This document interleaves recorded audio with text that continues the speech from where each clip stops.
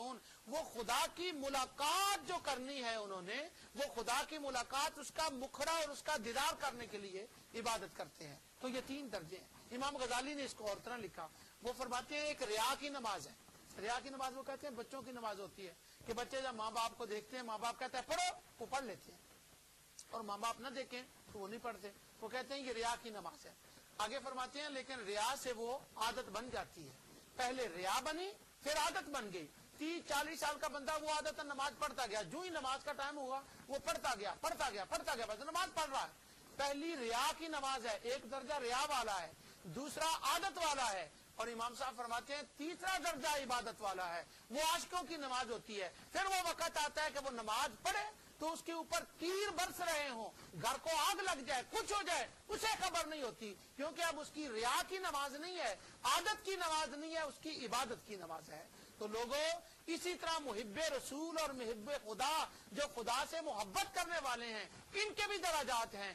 کچھ کو دیکھ لو وہ ہم جیسے ہیں جو کلیم کرتے ہیں، شوق رکھتے ہیں، ذوق رکھتے ہیں، دعویٰ کرتے ہیں کہ ہم محب رسول ہیں، پر گناہگار ہیں، گناہ کرتے ہیں. ان کا کہہ لیں کہ یہ ریا والی محبت بھی آپ نام دے لیں، خوارج جس کو دیتے ہیں کوئی نام بھی دے لیں، لیکن اولیاء اللہ ان کی محبت اور درجے کی ہے اور صحابہ کی محبت اور درجے کی ہے. اور جب خدا ان سے محبت فرماتا ہے اس کا تو کوئی درجہ ہی نہیں ہوتا، کیونکہ وہ تو مالک ہے. تو یہ محبت کے درجات ہوتے ہیں. تو ثم اورثنا الکتاب الذین اصطفینا من عبادنا، اس آیت نے یہ ثابت کر دیا کہ ہاں محبتیں درجوں کی ہوتی ہیں.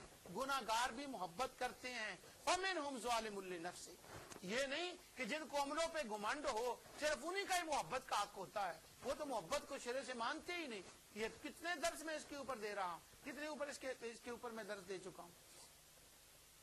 اس کی ایک اور مثال ہمارے فاضل دوست دیتے ہیں. اب دیکھیں ایک انسان ہے، انسانوں کو بھی تین قسمیں. ایک انسان وہ ماشاءاللہ ہیلتھی ویلتھی ہے، بالکل صحت ٹھیک ہے. اور ایک وہ ہے کہ جو انسان ہے مگر وہ کچھ تھوڑا سا بیمار رہتا ہے، لیکن اس کو میڈیسن دی جاتی ہے، اس کے ذریعے وہ چلتا پھرتا رہتا ہے. اور تیسرا وہ ہے کہ جو بالکل ہی بیمار ہو گیا، وہ چارپائی پہ پڑا، اب وہ دوائیاں بھی اس پہ اثر نہیں کر رہی لیکن وہ پڑا ہے. اب تینوں کے بارے میں بتائیں کہ جو بالکل چلتا پھرتا ہے وہ بھی انسان ہے، جو دوائیوں کی سپورٹ پہ چلتا ہے وہ بھی انسان ہے، اور جو پڑا ہوا ہے جو کچھ نہیں کر سکتا وہ بھی انسان ہے. اب انسانوں سے اس کو نہیں نکال سکتے. ہاں انسانوں کے درجے بن گئے، صحت کے اعتبار سے ان کے درجے بن گئے ہیں، لیکن ہے وہ انسان. اسی طرح محبین خدا، محبین رسول، محبین اہل بیت، محبین اولیاء، ان کے بھی درجے ہیں. کچھ ایسی محبت کرنے والے ہیں جیسے چار پائی پہ لیٹنے والا بیمار ہے، کچھ وہ ہیں جو سپورٹ پہ چلتے ہیں، اور کچھ وہ ہیں جو ہیلتھی ہیں اور ساتھ ویلتھی بھی ہیں. اب اسی طرح محبت کے جیسے ایک بیمار چار پائی پہ انسان پڑھنے والا انسانیت سے نہیں نکل سکتا، اسی طرح جو گناہگار ہے وہ محبین خدا اور محبین مصطفیٰ سے نہیں نکل سکتا. اس کی دلائل انشاءاللہ میں آگے چل کر دیتا ہوں. یہ جو آیت ہے، اس آیت کی تفسیر میں اب میرے پاس ٹائم نہیں ہے، وہ بہت بھاگا جا رہا ہے، اور میں نے اس موضوع پر انشاءاللہ اللہ تعالیٰ کی مدد سے تفصیل سے گفتگو کرنا چاہتا ہوں کہ خوارج کو اپنے اعمال پر گھمنڈ ہوتا ہے اور وہ گناہگاروں کو محب رسول ہی نہیں سمجھتے. اور یہ سائیکالوجیکلی اپروچ ہے ان کی. وہ کہتے ہیں دیکھیں اس کے کام دیکھیں ذرا، نظر آتا ہے ایسے محب رسول ہوتے ہیں. محب رسول دیکھنا ہو تو بلال کو دیکھیں.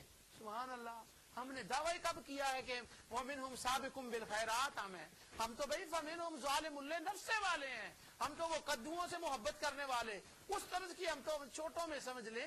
لیکن خدا را جیسے بیمار کو انسانوں سے نہیں نکالتے، ڈس ایبل بندہ جو معذور ہوتا ہے جس کے ہاتھ پاؤں نہیں ہوتے اس کو انسانوں سے نہیں نکالتے، اسی طرح چلو ہم کمل میں بہت کمزور صحیح پر ابھی ہیں تو صحیح نا، اس طرح سے اس درجے میں تو رکھیں. آپ کون ہوتے ہیں اسے نکالنے والے؟ جب خدا نے اس کے اندر شامل کر دیا اور علامہ ابن تیمیہ نے اس کی تائید کر دی، اب تو ہم کیس جو کورٹ کے میں کیس ہے ہم ون کر گئے ہیں. ابھی میں آگے بتانے والا ہوں اللہ تعالیٰ کی توفیق سے. ایک بات جو میں یہاں بتانے لگا ہوں، اس آیت سے ایک اور بات نکلتی ہے. ایک کتاب ہے حال ہی میں آئی، اس کا نام ہے خطبۃ السدیدہ. یہ پروفیسر ڈاکٹر محمد طاہر القادری صاحب نے کتاب لکھی ہے. وہ جو اصول حدیث کے اوپر جتنی کتابیں لکھی گی اسی کا وہ کنٹینیو ہے، لیکن یہ بہت مختلف قسم کی کتاب ہے اور پڑھنے سے اس کا تعلق ہے۔ اس کتاب کے اندر انہوں نے اس آیت کو لکھا اور اس آیت سے ایک اور استدلال کیا، کیونکہ ہم جب احادیث کو پیش کرتے ہیں نا، محبت کی حدیث اہل سنت کی، مؤید حنفیوں کی، تو جو محبت والی حدیثیں ہیں البانی وغیرہ وہ دوسرے فوراً اگر ان کے اندر سے ایک راوی ایسا ہو کہ کسی محدث نے اس کے اوپر تھوڑا سا اشارہ کر دیا ہو کہ یہ بیچارہ ذرا مشکل سے اٹھتا تھا، تو البانی صاحب کہہ دیتے ہیں ھذا ضعیف، یہ ختم ہو گئی ضعیف۔ جو ہی ضعف کا لفظ آتا ہے تو وہ سر پر اٹھا لیتے ہیں کہ یہ تو قابل قبول ہی نہیں ہے۔ تو خطبۃ السدیدہ کے اندر انہوں نے اس آیت سے استدلال کیا۔ ڈاکٹر صاحب نے وہ فرماتے ہیں کہ دیکھیں جیسے اس کے اندر 3 درجے ہیں، ایک ہے سابقم بالخیرات، اس کا معنی ہے حدیث صحیح، ومنہم مقتصد، اس کا معنی ہے حدیث حسن، اور فمنہم ظالم لنفسہ، اس کا معنی ہے حدیث ضعیف۔ تو وہ کہتے ہیں جیسے اللہ تعالیٰ نے گناہوں کی وجہ سے کسی کمزوری کی بنا پر ایمانداروں میں سے گناہگار مسلمانوں کو ایمان سے نہیں نکالا، اسی طرح اگر کسی حدیث کے اندر ضعف ہو تو اس کو ذخیرہ حدیث سے اٹھا کر نہیں پھینک دینا چاہیے، سر پہ نہیں رکھ لینا چاحیے۔ ہاں جی وہ جو شب برات کی حدیثیں ہیں وہ تو ضعیف ہیں، ہاں وہ ضعیف ہیں، فَمِنْهُمْ ظَالِمٌ لِّنَفْسِهِ، ان کا کچھ شمار ہوتا ہے، کیوں کہ وہ فضائل میں ہے۔ تو یہ ان کا ایک بڑا عظیم کارنامہ ہے کہ انہوں نے اس حدیث کا اس اعتبار سے ذکر کیا خطبہ سدیدہ کے حوالے سے۔ تو میں چونکہ یہ ایک نئی کاوش تھی جو میرے سامنے فرسٹ ٹائم ہے، اس لیے میں نے اس کا ذکر کرنا مناسب سمجھا۔ اب وہ آگے چلیں کہ جو میں عرض کر رہا تھا کہ نبی کریم صلی اللہ علیہ وسلم سے بندے گناہگار جو ہیں وہ محبت کر سکتے ہیں کہ نہیں، اور ان کا کیا معاملہ ہے۔ اس کے اوپر میں فتاوی ابن تیمیہ سے بھی لاؤں گا، استشہاد کروں گا انشاءاللہ اللہ تعالیٰ کی توفیق سے۔ حافظ ابن تیمیہ نے بھی اس حدیث کا ذکر کیا، لیکن چونکہ یہ حدیث بخاری میں آتی ہے اس لیے میں پہلے اس کو امام بخاری سے کوٹ کرتا ہوں، پھر جو حافظ ابن تیمیہ نے اس کے اوپر کامنٹس دیے ہیں پھر میں وہ پڑھتا ہوں۔ حدیث یہ ہے، امام بخاری اس کو لائے ہیں اس حدیث کو کتاب الحدود کے اندر۔ تو کتاب الحدود کے اندر حدیث لائے ہیں اور اس کا جو باب انہوں نے اوپر ٹائٹل رکھا ہے وہ لکھتے ہیں ما یکرہ من لعن شارب الخمر فإنه ليس بخارج من الملہ، کہ جو آدمی شراب پیتا ہو اس کے اوپر لعنت کرنی جائز نہیں ہے، ایک بات۔ اور دوسرا کہتے ہیں کہ وَإِنَّهُ لَيْسَ بِخَارِجٍ مِّنَ الْمِلَّةِ، لوگوں مسلمانوں کی ملت جو خدا رسول سے محبت کرنے والی ملت ہے، اگر کوئی بندہ شراب پی لے تو وہ مسلمانوں کی جمعیت سے اسلام سے خارج نہیں ہوتا، اگر گناہ کر لے تو اس کو محبت رسول سے خارج نہ کیا کرو۔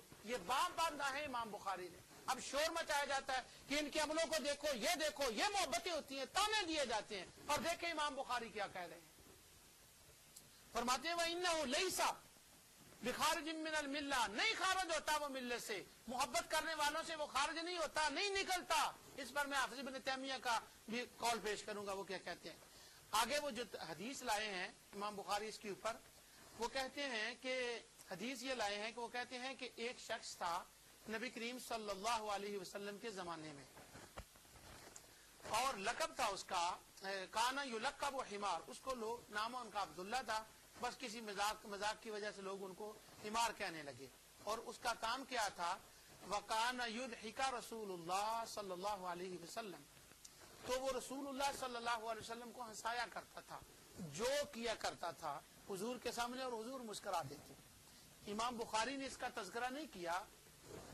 جب میں نے یہ روایت دیکھی تو اس کے بعد میں نے اسد الغابہ کو کھولا، علامہ ابن اسیر کا، اور دیگر الاستیاب ابن عبداللہ جو ہے حالات صحابہ پر کتابیں ہیں، کیونکہ اس میں یہ تو ہے کہ وہ حضور کو ہنسایا کرتا تھا، لیکن یہ نہیں کہ کیسے۔ اب اس کی تشریح امام ابن اسیر نے کی ہے۔ وہ کہتے ہیں کہ اس کا کام یہ تھا حضرت عبداللہ کا کہ یہ دکاندار کے پاس جاتا اور جا کر، حافظ ابن حجر اسقلانی نے بھی اس کا ذکر کیا ہے، تو وہ کہتے ہیں فتح الباری میں بھی اس کی شرح میں بھی یہ لکھا ہے انہوں نے کہ جب وہ جاتا تو جا کر کیا کرتا، ایک دودھ اٹھا، دکاندار کو کہتا کہ یہ مجھے